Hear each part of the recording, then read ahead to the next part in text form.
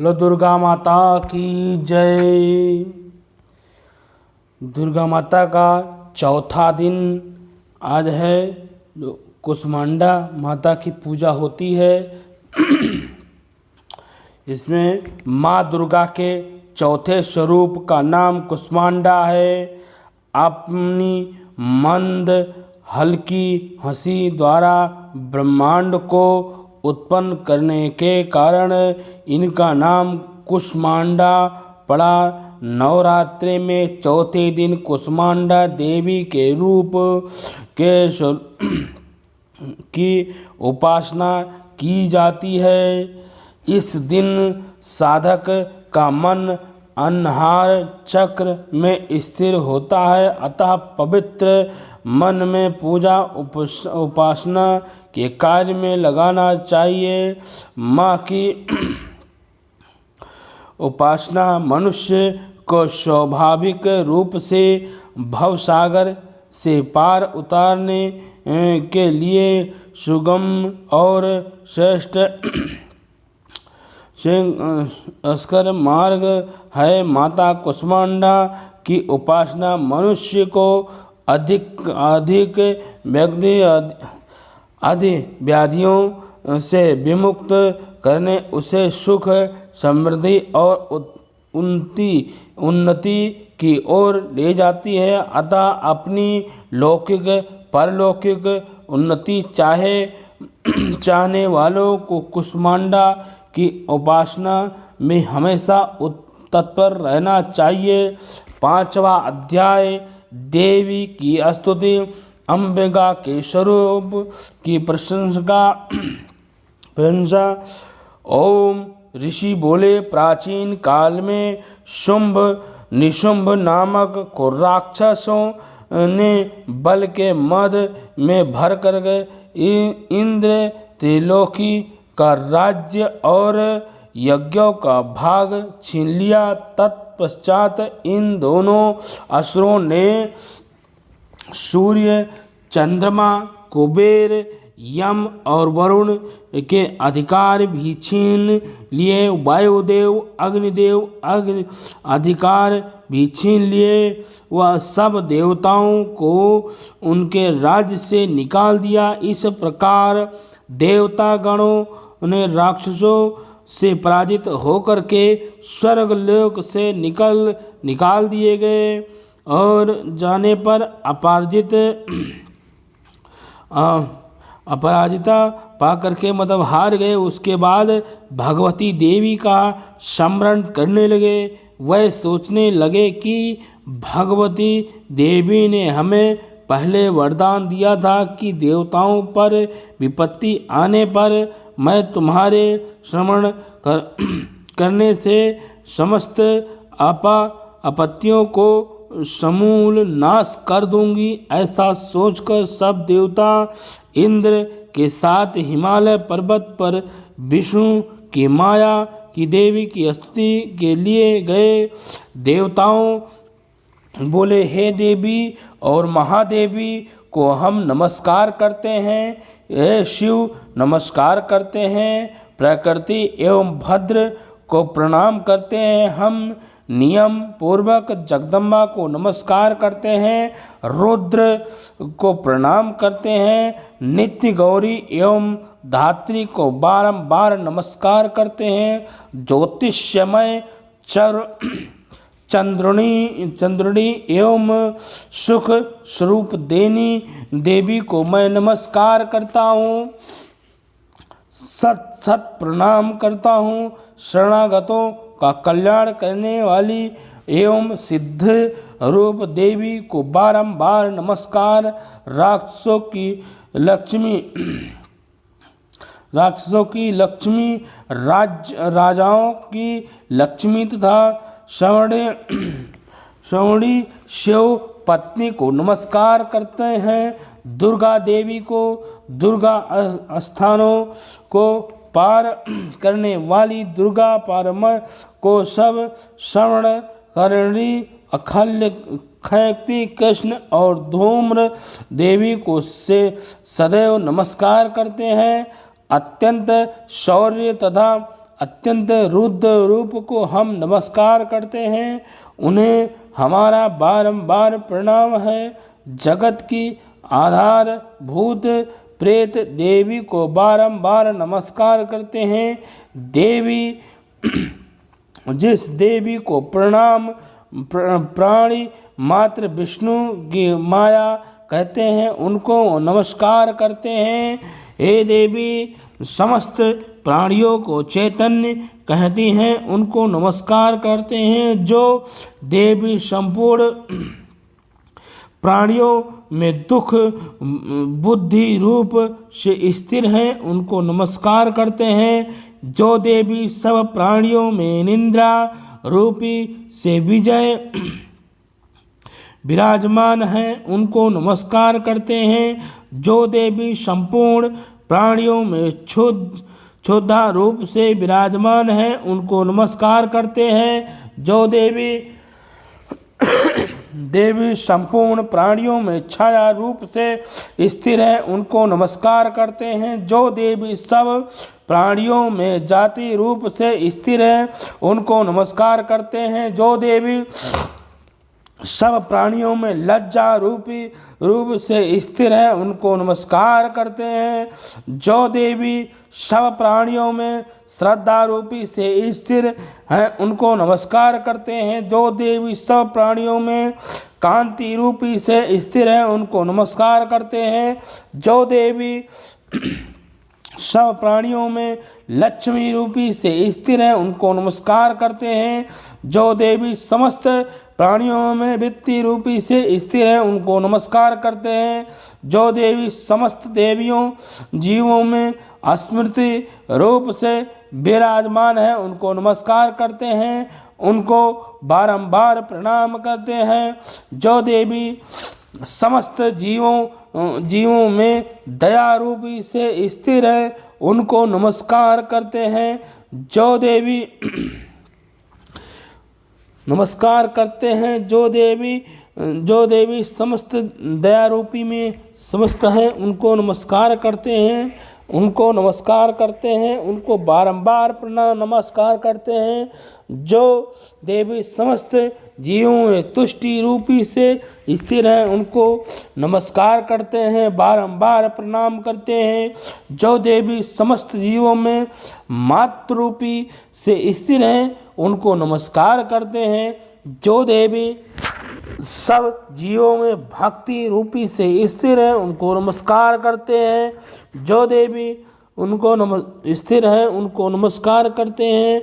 जो देवी सभी प्राणियों में इंद्रिय रूपी से अधिष्ठित है, उनको नमस्कार करते हैं, उनको बारंबार नमस्कार करते हैं। सब प्रकार से व्यक्त हैं, उन देवी को बारंबार नमस्कार करते हैं। जो देवी चैतन्य रूप से स्थिर इस संपूर्ण संसार में व्यक्त करने स्थिर है, उनको बारंबार नमस्कार करते हैं। पूर्व काल में देवताओं ने अपना अभिष्ट फल पाने के लिए जिस भगवती की स्तुति की है, और देवराज इंद्र ने बहुत दिनों तक जिनका सेवन किया, और वह कल्याण की साधना भुजा ईश्वरी हमारा कल्याण करे तथा हम सारी विपत्तियों को नष्ट करे। राक्षसों द्वारा पीड़ित हम सब देवता उस महेश्वरी को प्रणाम करते हैं, बारंबार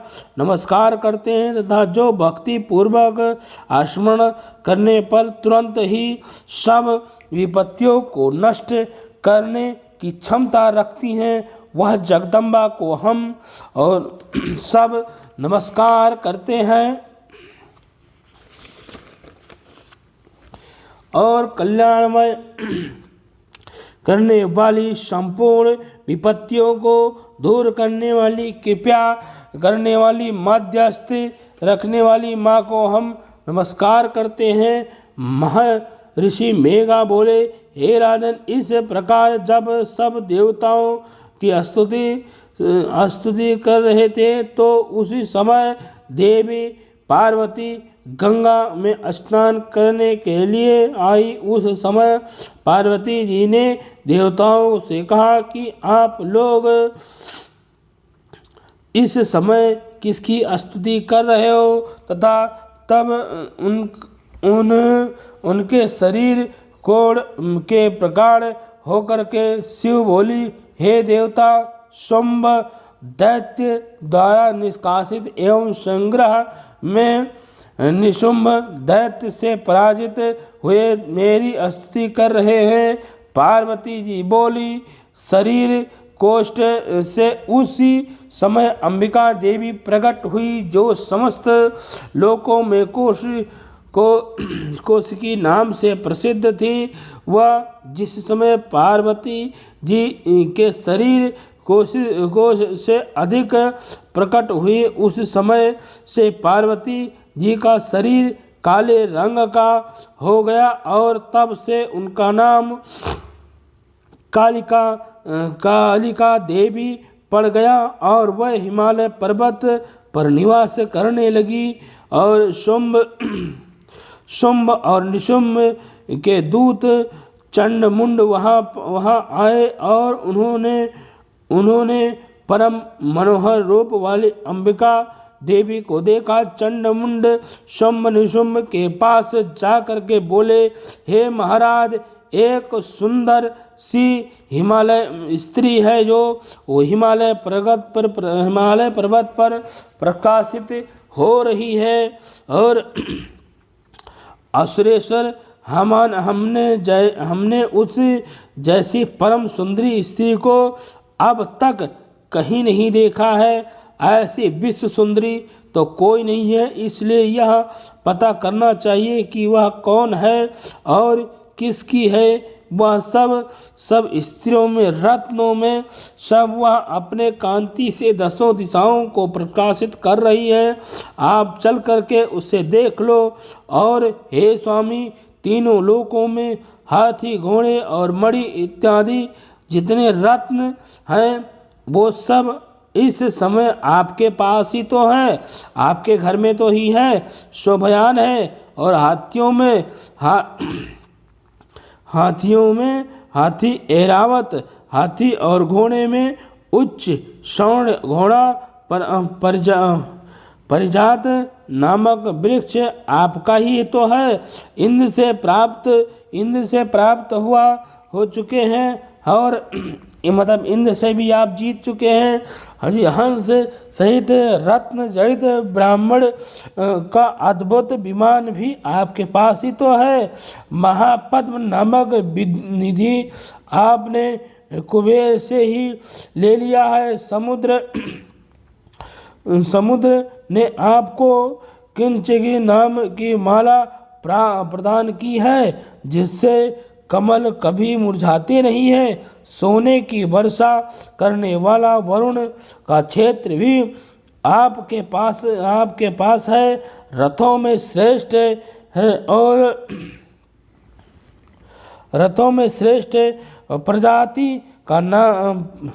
प्रजापति का रथ भी आपके पास ही तो है। हे असुरराज, मृत्यु के उत्कृत ताकि नामक शक्ति भी आपने छीन लिया है तथा वरुण का पास भी आपके पास है। भाई शुंभ के पास है और निशुंभ ने समुद्र में उत्पन्न होने वाले सब रत्नों के से भी आप अधिक में है। और आप ऐसा दो वस्त्र भी अग्निदेव ने आपको दिया है जिसने अग्नि नहीं जला सकती। हे दैत्यराज, इस प्रकार सब रत्न रूपी वस्तु आपके पास है, संग्रह कर चुके हैं। अब आप कल्याणमयी स्त्री में ऐसी रूपी रत्न कोई नहीं है आपके पास जो कोई स्त्री रत्न रूपी हो। ऐसा करने पर आपके पास सारा वैभव हो जाएगा। बस आप स्त्री रत्न रूपी को कहीं से प्रकट कीजिए। वो ऐसी स्त्री है जो विश्व में कोई ऐसी स्त्री नहीं है, इससे सुंदर स्त्री कहीं नहीं है। आप ये सब सुग्रीव के सब दूत पहुँचे और वहाँ रत्न भी शुंभ निशुंभ के पास पहुँचे। उन्होंने सब बताया। उसके बाद जा कर के देवी माता के पास पहुँचे और उनसे बोले कि देवी तुम सबसे सुंदर रूपी हो और तुम चलो हमारे स्वामी शुंभ निशुंभ के साथ विवाह कर लो, वो सब देवताओं को जीत लिए हैं। तब देवी ने बोला कि नहीं, मेरी भी एक प्रतिज्ञा है और तुम लोग जाओ शुंभ निशुंभ से बताओ कि जो भी मुझे युद्ध में हराएगा मैं उसी के साथ विवाह करूंगी। यह सब सुन करके सुग्रीव बोला कि नहीं, तुम अपने सुंदर रूप पे घमंड कर रही हो, इसलिए तुम ऐसा बोल रही हो। तुम्हारी यही उचित है कि तुम सब चुपचाप चली चलो, नहीं तो तुम्हारे केस हमारे शुंभ निशुंभ पकड़ करके घसीटते हुए ले जाएंगे, तो तुम्हारी जो ये है ये सब लज्जा में डूब जाएगी। ये सब बहुत ही मतलब प्रतिष्ठा तुम्हारी नहीं बचेगी। अगर तुम्हें अपनी प्रतिष्ठा बचानी है तो तुम चुपचाप चलो।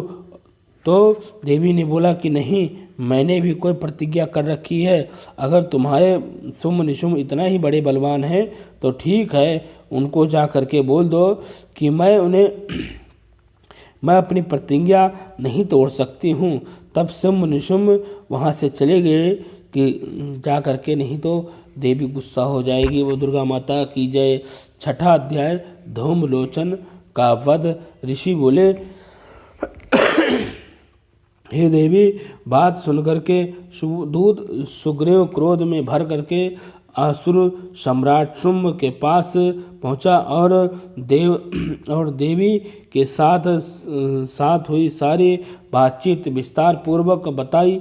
वह बात भी दूत की बात सुन करके शुंभ के क्रोध पर पावर न रहेगा और दैत्य सेनापति धूम्रलोचन से बोले, तुम शीघ्र ही अपने सेनाओं को लेकर के वहां जाओ और उस दुष्ट को केस को पकड़ करके घसीटते हुए यहाँ पर लाओ और ले आओ। यदि उसकी रक्षा करने के लिए कोई देवता, यक्ष और गंधर्व आए तो उसको भी मार डालो। तुरंत ही महर्षि मेघा बोले, आज्ञा पाते ही धूम्रलोचन 60,000 असुरों के साथ लेकर के सेना वहां पहुंचा और वहां पहुंचते हिमालय पर्वत विराजमान देवी को देखकर ऊंची आवाज में बोला कि अरे तू अभी शुंभ निशुंभ के पास चल यदि प्रसन्नतापूर्वक मेरे स्वामी के साथ विवाह कर ले, नहीं तो स्मरण रख कि तुम्हें बालों को पकड़ करके घसीटता हुआ बलपूर्वक ले जाऊंगा। दैत्य बोला, देवी बोली, हे दैत्यराज शुंभ ने तुम्हें सेना लेकर के मुझे बलपूर्वक लेने को भेजा है। यदि तू मुझे बलपूर्वक ले जा सकता तो मुझे ले, तेरा क्या कर सकती हूँ मैं। ऐसा कहने पर धूम्रलोचन ऐसी जगदम्बा को पकड़ने के लिए झपटा तो देवी ने उसको हुंकार से ही धूम्रलोचन को भस्म कर दिया। यह देखकर असुर सेना क्रोध में भर करके अंबिका देवी पे की तरफ लपटी, परंतु देवी ने उन पर तीखे बाणों के शक्तियों का वर्षों आरंभ कर दिया। इधर देवी दुर्गा वाहन शेर के कुपित होकर के भयंकर आवाज करते हुई असुरों की सेना पर उछल पड़ी और शेर ने कई असुरों को पंजों से, कई असुरों को जबड़ों से और कई को धरती पर पटक दिया। जब 250 लड़ियों से घायल पड़े हुए और मार डाले, उसने अपने नाखून से मार दिया। कितने असुरों को पेट फाड़ दिए और कितने असुरों को सिर धड़ से अलग कर दिया। वह दैत्यों के पेट फटा हुआ उनका चूसने लगा। क्षण भर में ही देवी के वाहन ने राक्षसों को, सारी सेना को ही संहार कर दिया। शुंभ को जब समाचार मिला तो देवी ने धूमलोचन को मार डाला और वह शेर ने सारी सेनाओं को मौत के घाट उतार दिया। तो वह बड़ा क्रोध आया। उसने चंडमुंड को आज्ञा दी कि तुम बहुत बड़ी सेना लेकर के वहाँ जाओ और उस स्त्री को पकड़ करके ले आओ। यदि उसे युद्ध करना पड़े तो सारी असुर सेना मिलाकर मार डालो। उस दुष्ट की तय हत्या होने पर तथा सिंह के मारे जाने पर वह स्त्री जिस दशा में भी पड़ी हो उसे बांध करके शीघ्र लाओ। बोलो दुर्गा माता की जय। सर्व मंगल मंगले शिवे सर्वार्थ साधिके शरण्ये त्र्यंबके गौरी नारायणी नमस्तुते। बोलो दुर्गा माता की जय, जगदम्बा माता की जय, अंबिका माता की जय। बोलो दुर्गा माता की जय।